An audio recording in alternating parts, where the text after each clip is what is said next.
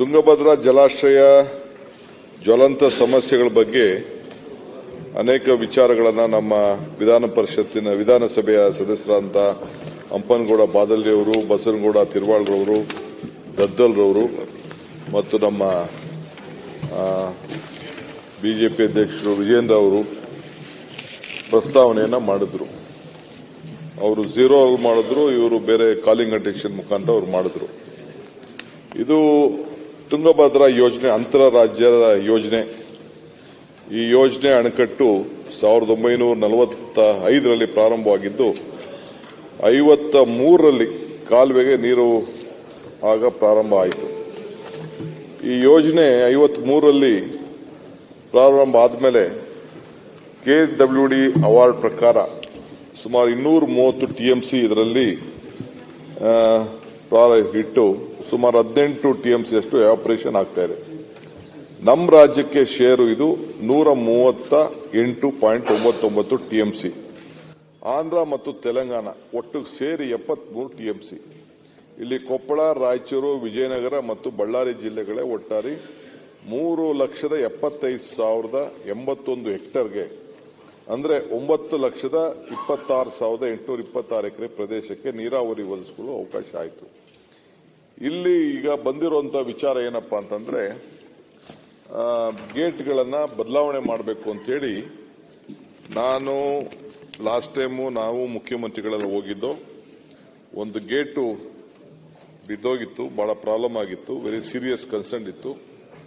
ತಕ್ಷಣ ಹೋಗಿ ನಾವು ಅದನ್ನ ಏನೇನು ಮಾಡಿ ಅದನ್ನ ಒಂದು ವಾರದಲ್ಲೇ ಚೇಂಜ್ ಮಾಡಿಸೋದು. ಅಲ್ಲಿ ಮೊದಲಿಂದನೂ ಒಂದು ದೊಡ್ಡ ಹೋರಾಟ ಇದೆ. ಅವರು ಪ್ರಸ್ತಾವನೆ ಮಾಡಿದ್ರು, ಏನಪ್ಪಾ ಅಂತಂದ್ರೆ ಸುಮಾರು 25ರಿಂದ 30 TMC ಅಷ್ಟು ನಮಗೆ ಲಾಸ್ ಆಗ್ತಿದೆ, ಉಳು ತುಂಬಿಸ್ಬಿಟ್ಟಿದೆ ಅಂತ ತುಂಬಿಕೊಂಡಿದೆ. ಅದಕ್ಕೆ ಬೇಕಾದಷ್ಟು ಟೆಕ್ನಿಕಲ್ ಇದನ್ನೆಲ್ಲ ಮಾಡಿದ್ರು. ನಾನು ಆ ವಿಚಾರಕ್ಕೆ ಬೇರೆ ಬರ್ತೀನಿ, ಅದಕ್ಕೆ ಒಂದು ತೀರ್ಮಾನ ಮಾಡಕ್ಕಾಗಲಿಲ್ಲ. ಇಲ್ಲಿ ಆಗ ಒಂದು ಗೇಟು ಹೋಗ್ಬಿಡ್ತು. ಹೋದ ತಕ್ಷಣ ನಾವು ಕನ್ನಯ್ಯ ನಾಯ್ಡು ಅನ್ನೋರೊಬ್ಬರನ್ನ ಟೆಕ್ನಿಷಿಯನ್ ಅವ್ರನ್ನ ಕರೆಸಿಸಿ, ಆಂಧ್ರದಿಂದ ಕರೆಸಿ ಮಾತಾಡಿ 3-4 ಸಂಸ್ಥೆಯವರು ಜಿಂದಾಲು ಮತ್ತು ಅಲ್ಲಿ ಇವ್ರ ಹತ್ರ ಎಲ್ಲ ಮಾತಾಡಿ ಅದನ್ನ ಕೂಡಲೇ ರಿಪೇರಿ ಮಾಡಿಸ್ತು. ಬೇಕಾದಷ್ಟು ಟೀಕೆಗಳೆಲ್ಲ ಮಾಡಿದ್ರು, ನಮ್ಮ ವಿರೋಧ ಪಾರ್ಟಿಯವರು ಮಾಡಿದ್ರು, ಇವರು ರೆಡ್ಡಿಯವರು ಮಾಡಿದ್ರು, ಎಲ್ಲ ಬಹಳ ಚೆನ್ನಾಗಿ ಟೀಕೆ ಮಾಡಿದ್ರು. ಬಹಳ ಟೀಕೆಗಳನ್ನೆಲ್ಲ ಬಹಳ ಸಂತೋಷದಿಂದ ನಾನು ಸ್ವೀಕಾರ ಮಾಡಿದೆ. ಅವ್ರಿಗೊಂದು ಮಾತು ಹೇಳಿದೆ, ಟೀಕೆಗಳು ಸಾಯ್ತವೆ, ಕೆಲಸಗಳು ಉಳಿತವೆ ಅನ್ನೋ ಮಾತನ್ನ ಹೇಳಿದೆ. ಆ ಪ್ರಕಾರ ನಾನು ಮುಖ್ಯಮಂತ್ರಿಗಳು ಹೋಗಿ ಮಾಡಿ ಆ ಪಾಪ ಕನ್ನಯ್ಯ ನಾಯ್ಡು ಅವರಿಗೆ ಅವ್ರು ಕೊಟ್ಟಂತ ಅಡ್ವೈಸ್ನಂತೆ with in short time, in historic time ಅಲ್ಲಿ ಏನೋ ತಮ್ಮೆಲ್ಲರ ಆಶೀರ್ವಾದ ಅಂತ ಕಾಣ್ತದೆ, ವಾಪಸ್ಸು ಆ ಗೇಟ್ ನ ರೆಸ್ಟೋರ್ ಮಾಡಿಸಿ ಆ ರೈತರಿಗೆ ನೀರು ಕೊಡಿಸುವಂತ ಕೆಲಸನ ಮಾಡ್ದೋ. ನೀವು ಎಲ್ಲ ಕೂಡ ಅಭಿನಂದಿಸಿದಿರಿ, ರೈತರೆಲ್ಲ ಅಭಿನಂದಿಸಿದಿರಿ. ಒಂದು ದೊಡ್ಡ ಕಾರ್ಯಕ್ರಮ ಕೂಡ ನಾವು ಮಾಡಿ ಬಂದಿದ್ದೇವೆ. ಆವತ್ತೇ ನಾನು ಅನೌನ್ಸ್ಮೆಂಟ್ ಮಾಡಿದೆ. ಅದು ಪರಿಸ್ಥಿತಿ ನಮ್ಮ ಇವರು ಡಿಸ್ಟ್ರಿಕ್ಟ್ ಮಿನಿಸ್ಟರ್ ಹೋಗಿ ನನಗೆ ಮಧ್ಯರಾತ್ರಿ 2 ಗಂಟೆಗೆ, ಸಾಮಾನ್ಯವಾಗಿ 3 ಗಂಟೆಗೆ ಫೋನ್ ಮಾಡಿದ್ರು ನಾನು ಎತ್ತೀನಿ, ಸಾಮಾನ್ಯ 2 ಗಂಟೆವರೆಗೂ ನನ್ನ ಟೈಮ್ ಎತ್ತಿರ್ತೀನಿ. ಅದು 3 ಗಂಟೆ ರಾತ್ರಿಗೆ ನನಗೆ ಫೋನ್ ಬಂತು ನಮ್ಮ ಆಫೀಸರ್ಸ್ ಇಂದ, ಈ ರೀತಿ ಶೇಕ್ ಆಗ್ತಾ ಇದೆ ಡ್ಯಾಮು ಅಂತೇಳಿ. ತಕ್ಷಣ 6 ಗಂಟೆಗೆ ಹೆಲಿಕಾಪ್ಟರ್ ರೆಡಿ ಮಾಡಿ 8 ಗಂಟೆಗೆ ಒಟ್ಟು 9-10 ಗಂಟೆಗೆಲ್ಲ ನಾನು I was there on the dam. ಹೋಗಿ ಇವ್ರನ್ನೆಲ್ಲ ಕರ್ಕೊಂಡು ಹೋಗಿ ಪರಿಸ್ಥಿತಿ ನೋಡಿ ಎಲ್ಲ ಚರ್ಚೆ ಮಾಡಿ I took a decision. Chief ಮಿನಿಸ್ಟರ್ಗೂ ಫೋನಲ್ಲಿ ಮಾತಾಡಿದೆ, ಈ ರೀತಿ ಪರಿಸ್ಥಿತಿ ಇದೆ ಅಂತೇಳಿ. ಅಲ್ಲಿಂದ ಅಷ್ಟೊತ್ತಿಗೆ ಆಂಧ್ರದಿಂದನೂ ಟೀಮ್ ಬಂದಿತ್ತು ಮಾಡಿ ತುಂಗಭದ್ರಾ. 1 ನಿಮಿಷ ಇರಿ ಸ್ವಲ್ಪ ಪ್ಲೀಸ್, ಇವರೇ ನಡಿಯಪ್ಪ. ಆಂಧ್ರದಿಂದನೂ ಒಂದು ಟೀಮ್ ಬಂದಿತ್ತು. We took a decision. ಇದು ಬರೀ ನಮ್ಮ ಒಬ್ಬರದ್ದು ಕೆಲಸ ಅಲ್ಲ, ಇದು ನಾವೇನೇ ತೀರ್ಮಾನ ಮಾಡಬೇಕಾದ್ರೆ the board is been completely controlled by the control by ಇಬ್ರು ಸೇರಿ, ಅಂದ್ರೆ ಅವರು ಅದಕ್ಕೆ ಚೇರ್ಮನ್ ಇರ್ತಾರೆ, ನಮ್ಮಿಂದ ಒಬ್ರು ಆಫೀಸರ್ಸ್ ಹಾಕಿರ್ತೀವಿ. ಸೊ ಅದಕ್ಕೆ 19ನೇ ಗೇಟ್ ಪ್ರಕರಣದ ನಂತರ ಒಂದು ಬಜಾಜ್ ಅಂತ ಅಂದ್ಬಿಟ್ಟು ಎಕ್ಸ್ ಚೇರ್ಮನ್ ಅವ್ರ ಹತ್ರ ಕೂಡ ಡಿಸ್ಕಷನ್ ಮಾಡಿ ಒಂದು ಸಮಿತಿನೂ ಕೂಡ ನಾವು ಮಾಡಿ ಇದಕ್ಕೆ ಏನ್ ಮಾಡಬೇಕು ಅಂತೇಳಿ ಒಂದು ಟೆಕ್ನಿಕಲ್ ರಿಪೋರ್ಟ್ ತೆಗೆದುಕೊಂಡು, ಆಗ ಅವ್ರು ಹೇಳಿದ್ರು, ಆ ಸಮಿತಿ ಏನ್ ಹೇಳಿದ್ರು ಅಂತಂದ್ರೆ, ನೀವು 33 ಗೇಟ್ಗಳನ್ನ ಬದಲಾಯಿಸಲು ಹಾಗೂ ಸುರಕ್ಷತೆ ಕಾಪಾಡಬೇಕಾದಂತ immediate, medium term, long term action ಅಂತೂ ನೀವು ಸಲಹೆಯನ್ನ ನಾವು ಕೊಡ್ತಾ ಇದೀವಿ, ನೀವು ಲೇಟ್ ಮಾಡಕ್ ಹೋಗ್ಬೇಡಿ, ಆಗ್ತದೆ ಅಂತ. ನೀವು 2 ಆಪ್ಷನ್ ಮಾಡಬೇಕು. ನೀವು ರೈತರ ಬಗ್ಗೆ, ಬರೀ ನೀರಾವರಿ ಬಗ್ಗೆ 1 ಬೆಳೆ 2 ಬೆಳೆ ಬಗ್ಗೆ ನೀವು ಯೋಚನೆ ಮಾಡಕ್ ಹೋಗ್ಬೇಡಿ. ಇಲ್ಲ ಅಂದ್ರೆ ನಿಮ್ಗೆ ಡ್ಯಾಮ್ಗೆ ಅಪಾಯ ಆಗ್ತದೆ ಅಂತೇಳಿ ಅವರು ಒಂದು ಸಲಹೆಯನ್ನ ಕೊಟ್ಟರು. ಸೊ ಅದಕ್ಕೆ ನಾವು ಮಾಡಕ್ ಹೋಗ್ಲಿಲ್ಲ. ಸೊ ತುಂಗಭದ್ರಾ ಮಂಡಳಿಯವರು ಬಾಕಿ ಇರುವಂತ 32 ಗೇಟ್ಗಳನ್ನ ಚೆಕಪ್ ಮಾಡಿ ನೀವು ಅದನ್ನ ಬದಲಾಯಿಸಲೇಬೇಕು ಅಂತೇಳಿ ಅವರು ಡಿಸಿಷನ್ ತೆಗೆದುಕೊಂಡು ಸೆಂಟ್ರಲ್ ಗವರ್ಮೆಂಟ್ ಅವರು ಕೂಡ ಅದಕ್ಕೊಂದು ಟೀಮ್ ಕೂಡ ಅವರು ಕಳಿಸ್ಕೊಟ್ರು. ನಾವು ಅದಕ್ಕೆ 36 ಗೇಟ್ಗಳನ್ನ ಮಾಡಲು ಡಿಸಿಷನ್ ತಗೊಂಡು ಸುಮಾರು ಮಿನಿಮಮ್ 8 ತಿಂಗಳುಗಳು ಅದಕ್ಕೆ ಬೇಕಾಗ್ತದೆ. ಕನ್ನಯ್ಯ ನಾಯ್ಡು ಅವರು ಮಾಡಿದಂತ ಏನು ಸಲಹೆಯನ್ನು ಕೂಡ ನಾವು ಗಮನಿಸಿ, ಯಾಕಂದ್ರೆ ಅವರೇ ಅದನ್ನ ಹಿಂದೆ ಟೆಕ್ನಿಕಲ್ ಎಲ್ಲ ಸ್ವಲ್ಪ ಬಹಳ ಇದ್ದಂತವನ್ನ ನಾವು ಯೋಚನೆ ಮಾಡಿ ಲಾಸ್ಟ್ ಟೈಮ್ ನಮ್ಮ ಅವಾರ್ಡ್ ಕೊಟ್ಟಂದ್ರೆ ಅಲ್ಲೂ ಸನ್ಮಾನ ಮಾಡಿದ್ದು, ಜೊತೆಗೆ ಅವ್ರಿಗೆ ಇಲ್ಲಿ ಬೆಂಗಳೂರಿಗೂ ಕರೆಸಿ ರಾಜ್ಯೋತ್ಸವ ಅವಾರ್ಡ್ ಕೂಡ ಅವ್ರಿಗೆ ನಾವು ಮುಖ್ಯಮಂತ್ರಿಗಳು ಶಿಫಾರಸ್ ಮಾಡಿ ಅವ್ರಿಗೆ ಅವಾರ್ಡ್ ಅನ್ನು ಕೂಡ ನಾವು ಸ್ಪೆಷಲ್ ಆಗಿ ಕೊಟ್ಟು. ಇಲ್ಲಿ ಇದೇನಾಗಿದೆ ಅಂತಂದ್ರೆ ಈಗ ಹೊಸಗೆ ನಾವು ಈ ಜಲಾಶಯದಲ್ಲಿ ಪೂರ್ಣ ಪ್ರಮಾಣದ ನೀರು ಸಂಗ್ರಹ ಮಾಡೋದು ಸೂಕ್ತ ಅಲ್ಲ ಅಂತ ಹೇಳಿ 1626 ಅಡಿವರೆಗೆ ಅಂದ್ರೆ 76% ಸ್ಟೋರೇಜ್ ನೀರು ಸಂಗ್ರಹಿಸುವಂತೆ ಈಗ ಸಲಹೆ ಮಾಡಿದ್ದಾರೆ. ನಂತರ 3/6/2005 ತುಂಗಭದ್ರಾ ಮಂಡಳಿ ಏನಿದೆ 223 ಆ ಮಂಡಳಿಲಿ ನಮ್ದು ಏನು ಕಂಟ್ರೋಲ್ ಇಲ್ಲ, ಅವ್ರದ್ದು ಏನು ಕಂಟ್ರೋಲ್, ಅದಕ್ಕೊಂದು ಸಪರೇಟ್ ಆರ್ಗನೈಸೇಷನ್ ಇಟ್ಟಿದ್ದಾರೆ. ಇನ್ನು ಅದು ಅವರೇ ಒಂದು ಸಭೆ ನಡೆಸಿ ಈ 26ನೇ ಜಲವರ್ಷದಲ್ಲಿ ಗೇಟ್ ಅಳವಡಿಕೆ ಕಾಮಗಾರಿ ಅನುಷ್ಠಾನ ಪ್ರಯುಕ್ತ ಅಣೆಕಟ್ಟೆ ಸುರಕ್ಷತೆ ದೃಷ್ಟಿಯಿಂದ ಪುಸ್ತಕ ಸಾಲಿನ ಜಲಾಶಯದಲ್ಲಿ ನೀರಿನ ಸಂಗ್ರಹಣೆ ಮಟ್ಟ FL 1633ಗೆ ಬದಲಾಗಿ 1626 ಅಡಿಗೆ ಅಂದರೆ 80 TMC ನೀರನ್ನ ಸಂಗ್ರಹಕ್ಕೆ ಸೀಮಿತಗೊಳಿಸಲು ಅವರು ತೀರ್ಮಾನ ಮಾಡಿದ್ದಾರೆ. ಅಂದ್ರೆ ನೀನು ಜಾಸ್ತಿ ನೀವು ಇಟ್ಕೊಳಕ್ಕಾಗಲ್ಲ, worry you should limit to 80 ಅಂತ ಹೇಳಿ. ಇದು ಏನು ಈಗ ನಮ್ಮ ರೈತರುಗಳೆಲ್ಲ ಬಹಳ ಆತಂಕದಲ್ಲಿ ಇದ್ದಾರೆ. ನಮ್ಮ ಮಿನಿಸ್ಟರ್ ಕೂಡ ಹೋಗಿದ್ರು, ನಮ್ಮ ಬೆಳೆಗಳ ಪರಿಸ್ಥಿತಿ ಏನು ಅಂತೇಳಿ. ಸೊ ಅವ್ರ ಆಫೀಸರ್ಸ್ ನಾವು ಕೇಳಿದೆ, ನಾ ಮಾತಾಡಿದೆ, ನಿಮ್ಗೆ ಡ್ಯಾಮ್ ಬೇಕಾ ಬೆಳೆ ಬೇಕಾ, ಇದೊಂದು ದೊಡ್ಡ ಪ್ರಶ್ನೆ ಆಗಿದೆ.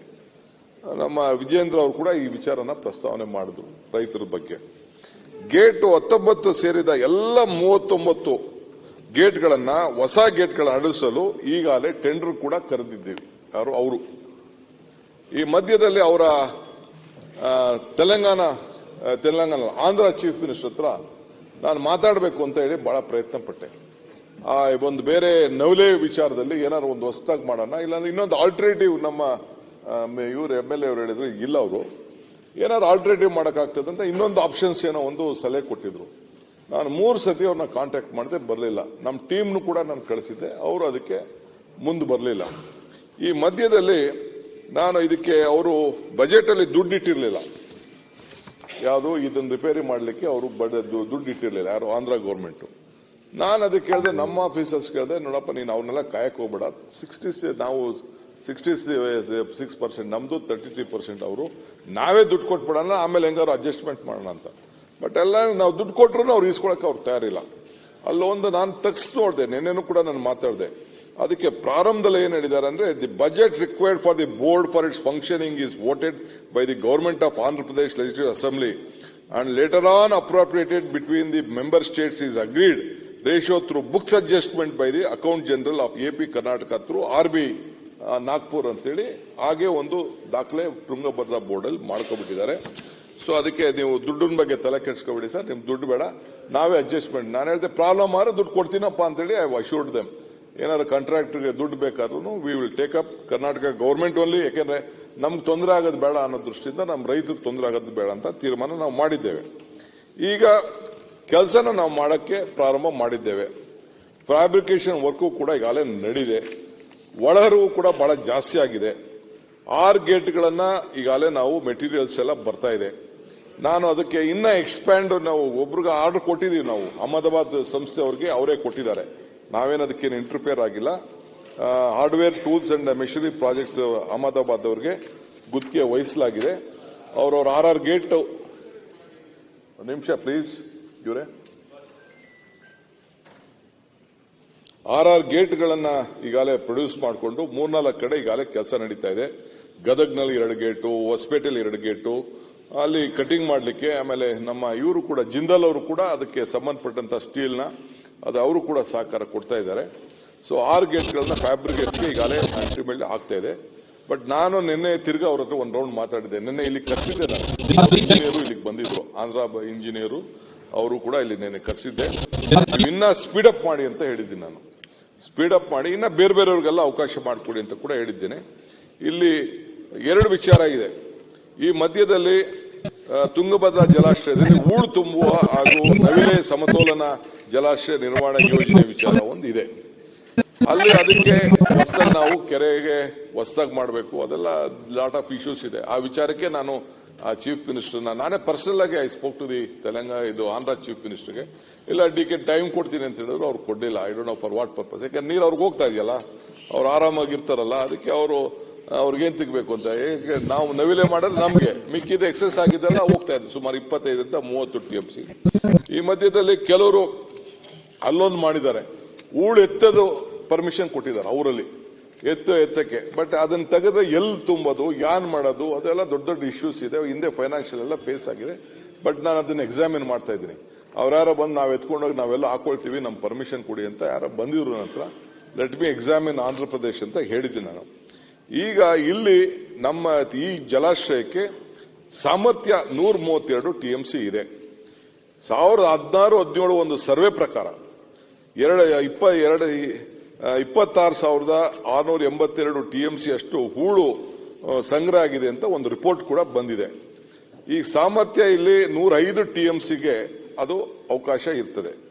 ಅದರಿಂದ ಪರ್ಯಾಯವಾಗಿ ಕೊಪ್ಪಳ ಜಿಲ್ಲೆಗೆ ನವಿಲೆ ಗ್ರಾಮದ ಹತ್ತಿರ 20-30 TMC ನಾವು ಬ್ಯಾಲೆನ್ಸಿಂಗ್ ಸಂಗ್ರಹ ಮಾಡಲು ಒಂದು ಅವಕಾಶ ಮಾಡಬೇಕು ಅಂತ ಒಂದು ಪ್ಲಾನ್ ಆಫ್ ಆಕ್ಷನ್ ಕೂಡ ಆಗಿತ್ತು ಅವರ ಹೇಳ್ದಂಗೆ.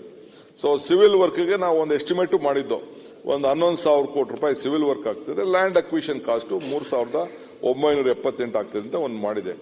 ಸೊ ಅದಕ್ಕೆ ಒಂದು ಯೋಜನೆ ಅನುಮೋದನೆ ಈಗ ನಾವು ಮಾಡಬೇಕಾಗಿದೆ. ಸೊ ಅದನ್ನ ನಾವು ಈಗಾಗಲೇ ತುಂಗಭದ್ರಾ ಬೋರ್ಡ್ ಅಲ್ಲಿ 22/11/24 ಒಂದು ಹಾಕಿದೀವಿ, ಅದನ್ನು ಸಬ್ಜೆಕ್ಟ್ ಇಟ್ಟಿದೀವಿ. ಅವರಿಂದ ಇನ್ನ ನಮ್ಗೇನು ರೆಸ್ಪಾನ್ಸ್ ಬಂದಿಲ್ಲ.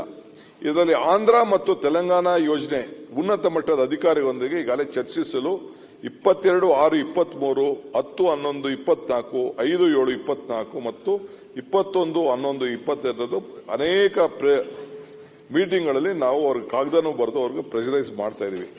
ನಾನು ಕೂಡ 2 ರಾಜ್ಯದ ಮುಖ್ಯಮಂತ್ರಿಗಳು ಕೂಡ ನಾನು 14/2/25 ಲೆಟರ್ ಬರೆದಿದ್ದೀನಿ. ನಾನು ನಮ್ಮ ರಾಜಸ್ಥಾನಲ್ಲಿ ನಮ್ಮ ಸೆಂಟ್ರಲ್ ಇರಿಗೇಷನ್ ಮಿನಿಸ್ಟರ್ ಒಂದು ಮೀಟಿಂಗ್ ಕರೆದಿದ್ರು, ಅಲ್ಲೂ ಕೂಡ ಸಂಬಂಧಪಟ್ಟಂತ ಮಂತ್ರಿಗಳ ಹತ್ರ ಮಾತಾಡಿದ್ದೀನಿ. ಸೊ ಅಲ್ಲಿ ನಮ್ಮ ಇನ್ನೊಂದು ಡಿಮ್ಯಾಂಡ್ ಇದೆ ಮೆಂಬರ್ಸ್ ಇಂದ, ಈ ಪಾಪಯ್ಯ ಟನಲ್ ಅಂತ ಅಕ್ವಿಡೇಟ್ ಅಂತ ಅದೊಂದು ಸ್ಟ್ರಕ್ಚರ್ಸ್ ಇದೆ, ಅದನ್ನ ಮಾಡಬೇಕು ಅಂತ ಕೆಲವು ಪ್ರಪೋಸಲ್ ಕೂಡ ಇದೆ. ಇಲ್ಲಿ ಇದಕ್ಕೆ ಸುಮಾರು 1,350 ಕೋಟಿ ರೂಪಾಯಿ ಅದಕ್ಕೆ ಗವರ್ಮೆಂಟ್ ಆಫ್ ಇಂಡಿಯಾ ಕೂಡ ನಾವು ಅದನ್ನ PMSK ಸ್ಕೀಮ್ ಅಲ್ಲಿ ABP ಇಲ್ಲಿ ಮೊನ್ನೆ ಫೆಬ್ರವರಿಯಲ್ಲಿ ನಾನು ಒಂದು ಪ್ರಪೋಸಲ್ ಕೊಟ್ಟಿದ್ದೀನಿ. ಅಫಿಷಿಯಲ್ಸ್ ಕೂಡ 148 ಸ್ಟ್ರಕ್ಚರ್ಗಳನ್ನ ಇಮಿಡಿಯೇಟ್ ರಿಪೇರ್ ಮಾಡಬೇಕು, ಇದಕ್ಕೆ 250 ಕೋಟಿ ರೂಪಾಯಿ ಖರ್ಚಾಗ್ತದೆ ಅಂತೇಳಿ ಅವರು ಕೂಡ ಒಂದು ರಿಪೋರ್ಟ್ ಮಾಡಿದ್ದಾರೆ. ಈ ಗೇಟ್ಗಳನ್ನ ಬದಲಾಯಿಸಬೇಕು ಅಂತೇಳಿ ಅಣಗಟ್ಟೆಯಿಂದ ಸುರಕ್ಷತೆ ದೃಷ್ಟಿಯಿಂದ 80 TMC ಮಾತ್ರ ಈ ಬಾರಿ ನಾವು ಸ್ಟೋರ್ ಮಾಡಲಿಕ್ಕೆ ಸಾಧ್ಯ ಆಗ್ತದೆ. ನಮ್ಗೆ ರೆಡ್ಡಿ ಅವರಿಗೆ ತಮ್ಗೆ ನಾನು ಹೇಳ್ತಾ ಇದ್ದೀನಿ, ಯಾಕೆಂದ್ರೆ ತಾವು ಸ್ಟೇಟ್ಮೆಂಟ್ ಮಾಡಿದ್ರಿ. ಕುಡಿಯೋ ನೀರು ಮತ್ತು ಕೈಗಾರಿಕೆಗಳಿಗೆ ಯಥಾಸ್ಥಿತಿ ನೀರನ್ನ ನಾವು ಕೊಡಲೇಬೇಕಾಗಿದೆ, ಅದಕ್ಕೆ ನಾವು ಕೊಡ್ತೇವೆ. ಈ ಹಿನ್ನೆಲೆಯಲ್ಲಿ 2 ದಂಡೆ ಕಾಲುವೆ ಅತಿ ತುರ್ತಾದಂತಹ ದುರಸ್ತಿ ಅಗತ್ಯವಿರೋದ್ರಿಂದ ಸ್ಟ್ರಕ್ಚರ್ಗಳ ದುರಸ್ತಿ ಕಾಮಗಾರಿಗಳನ್ನ ನಾವು ಖಂಡಿತ ನಾವು ತೆಗೆದುಕೊಳ್ತೇವೆ. ಈಗ ತುಂಗಭದ್ರಾ ಯೋಜನೆ ವಲಯಕ್ಕೆ ಹೈ ಲೆವೆಲ್ ಪೋಸ್ಟ್ ಗಳನ್ನ ಈಗಾಗಲೇ 80% ಈಗಾಗಲೇ ಅದರಲ್ಲಿ ಇದ್ದಾರೆ. ಲೋಯರ್ ಲೆವೆಲ್ ಅಲ್ಲಿ ಸ್ವಲ್ಪ ಪೋಸ್ಟಿಂಗ್ ಕಡಿಮೆ ಇದೆ, ಅದನ್ನ ಭರ್ತಿ ಮಾಡಲು ನಾನು ಕ್ರಮ ಕೈಗೊಳ್ತಾ ಇದ್ದೇನೆ. TLBC ಲೆಂತ್ 241 ಕಿಲೋಮೀಟರ್, ಅಕ್ಯುಡೆಕ್ 16, ಇದು ಒಂದು ಸಪರೇಟ್ ಟೆಂಡರ್ ಕೂಡ ಕರೀತಾ ಇದ್ದೀವಿ. ಇಲ್ಲಿ ಮೇನ್ ಅಧ್ಯಕ್ಷರೇ ತಮ್ಗೆ ನಾನು ಗಮನಕ್ಕೆ ತರ್ತಾ ಇರೋದು, ಇದು ನಮ್ಮ ರೈತರಿಗೆ ಹಿಂಸೆ ಆಗ್ತಾ ಇದೆ, I agree. But at no point of time technically 2ನೇ ಬೆಳೆಗೆ ನಾವು ನೀರು ಕೊಡಲು ಸಾಧ್ಯ ಆಗ್ತಾ ಇಲ್ಲ. ಕೊಟ್ರೆ ಇದನ್ನ ಗೇಟ್ ನ ಮಾಡಕ್ ಆಗ್ತಾ ಇಲ್ಲ. ಇದು ನಾನು ಬರೀ ನಮ್ದು ಒಂದೇ ಮಾಡ್ತಾ ಇಲ್ಲ, ಇಲ್ಲೂ ಕೂಡ ಬೇರೆ ನಮ್ಮಲ್ಲಿ ಕಬಿನಿಲೂ ಕೂಡ ಈ ಸ್ವಲ್ಪ ಸ್ಮಾಲ್ ಪ್ರಾಬ್ಲಮ್ ಇದೆ ಅಂತ ಹೇಳಿ ಕೆಲವು ಟೆಕ್ನಿಷಿಯನ್ಸ್ ಹೇಳೋದ್ರಿಂದ ಇಡೀ ರಾಜ್ಯದ ಕೆಪಾಸಿಟಿ 50 ವರ್ಷ ಅಂತ ಹೇಳ್ತಾರೆ. ಒಂದ್ಸತಿ ಒಂದು ಡ್ಯಾಮ್ಗೆ ಏನಾರು ಇತ್ತು ಅಂತ ಅನ್ನೋದಕ್ಕೆ ಲೈಫ್ 50 ವರ್ಷ ಅಂತ ಹೇಳ್ತಾರೆ. ಇಡೀ ರಾಜ್ಯದಲ್ಲಿರುವಂತಹ ಎಲ್ಲ ಡ್ಯಾಮ್ಗಳಲ್ಲೂ ಕೂಡ ನಾನು ಸರ್ವೆ ಮಾಡಿಸಿ ಒಂದು ಪ್ರಾಜೆಕ್ಟ್ ಇಟ್ಕೊಂಡಿದ್ದೀನಿ ನಾನು. ಯಾಕೆಂದ್ರೆ ಫಸ್ಟ್ ಪ್ರಯಾರಿಟಿ ನೀರು ಇರಬೇಕು ಅನ್ನೋ ದೃಷ್ಟಿಯಿಂದ ಯಾವ ಡ್ಯಾಮು ಒಡೆದೋಗಬಾರ್ದು. ಡ್ಯಾಮ್ ಒಡೆದೋದ್ರೆ ಏನೇನು ಆಗ್ತದೆ ಅಂತ ಕೂಡ ನಿಮಗೂ ಕೂಡ ಗೊತ್ತಿದೆ, ನಮ್ಮೆಲ್ಲರಿಗೂ ಕೂಡ ಗೊತ್ತಿದೆ. ಅದಕ್ಕೆ ಡ್ಯಾಮ್ನ ಉಳಿಸಬೇಕು ಅನ್ನೋ ದೃಷ್ಟಿಯಿಂದ ಸೊ ನಾನು this is A very major decision. ಎರಡನೇ ಬೆಳೆ ಕೊಡಲು ಸಾಧ್ಯ ಆಗುವುದಿಲ್ಲ. ಸೊ ನಾವು ಎಲ್ಲ ತರದ ಆ ಬೋರ್ಡ್ಗೆ ಅವಕಾಶನ ಕೊಟ್ಟುಬಿಟ್ಟಿದ್ದೀವಿ. ಅವರು ಸೆಂಟ್ರಲ್ ಗವರ್ಮೆಂಟ್ ಅವರು ಕೂಡ ಇದರ ಬಗ್ಗೆ ಬಹಳ ಮುತುವರ್ಜಿ ವಹಿಸಲಿಕ್ಕೆ ಅವರು ನಮಗೆ ಗೈಡ್ ಮಾಡ್ತಾ ಇದ್ದಾರೆ. ಅವ್ರದೇ ಆದಂತ ಇನ್ವಾಲ್ವ್ಮೆಂಟ್ ಇದೆ. ಟೆಕ್ನಿಕಲ್ ಟೀಮ್ ಅವರೇ ಕಳಿಸಿದ್ದಾರೆ. ಸೊ ಅವರು ಕೂಡ ಈಗ ನಾನು ಮಧ್ಯ ಚೀಫ್ ಮಿನಿಸ್ಟರ್ ಹತ್ರ ಕೂಡ ಮಾತಾಡ್ತೀನಿ. ಅವ್ರು ಚೀಫ್ ಮಿನಿಸ್ಟರ್ ಟೈಮ್ ಕೊಟ್ರೆ ಮತ್ತೆ ಹೋಗಿ ಈ ನೀರ್ನ ಏನು ನಮಗೆ 25 TMC ನೀರು ಏನು ಹೆಚ್ಚು ಕಮ್ಮಿ ಆಗ್ತಾ ಇದೆ ಅದನ್ನ ಸ್ಟೋರೇಜ್ ಮಾಡಲಿಕ್ಕೆ ಏನ್ ಮಾಡಬಹುದು ಅಂತ 2 ಆಪ್ಷನ್, ಒಂದು ನವಿಲೆ ಮತ್ತು ಇನ್ನೊಂದು ಬೇರೆ 2 ಆಪ್ಷನ್ಸ್ ಇದೆ. ಅದಕ್ಕೂ ಕೂಡ ನಾನು ಬದ್ಧವಾಗಿದ್ದೇವೆ. ಇದನ್ನ ನಾನು ತಮ್ಮ ಕ್ಲಿಯರ್ ಆಗಿ ಹೇಳ್ತಾ ಇದ್ದೀನಿ. We are bound. ಅವ್ರು ದುಡ್ಡು ಕೊಡ್ತಾರೋ ಬಿಡ್ತಾರೋ ನಾವೇ ಸರ್ಕಾರ we are ready to do that work. Paid ನಮ್ಮ ರೈತರ ಹಿತವನ್ನ ಕಾಪಾಡಲಿಕ್ಕೆ ನಮ್ಮ ಹಿತ ಜೊತೆಗೆ ಆ ರಾಜ್ಯದ ರೈತರ ಹಿತನೂ ಕೂಡ ನಾವು ಕಾಪಾಡಲಿಕ್ಕೆ ವಿ ಆರ್ ಬದ್ಧವಾಗಿದ್ದೇವೆ. ಸೊ 2 ರಾಜ್ಯದ ಮುಖ್ಯಮಂತ್ರಿ ಒಪ್ಪಿದ್ದಾರೆ. ಫೈನಲ್ ಅವ್ರು ಸ್ಟೇ ಕೊಟ್ಮೇಲೆ ಇನ್ನೊಂದು ದಿನ ಹೋಗಿ ನಾನು ಮಾತಾಡ್ತೀನಿ. ಇಷ್ಟು ಮಾತ್ರ ಹೇಳಲಿಕ್ಕೆ ಬಯಸ್ತೇನೆ. ಇನ್ನೇನೋ ಕ್ಲಾರಿಫಿಕೇಶನ್ ಇದ್ರೆ I am ready to answer it.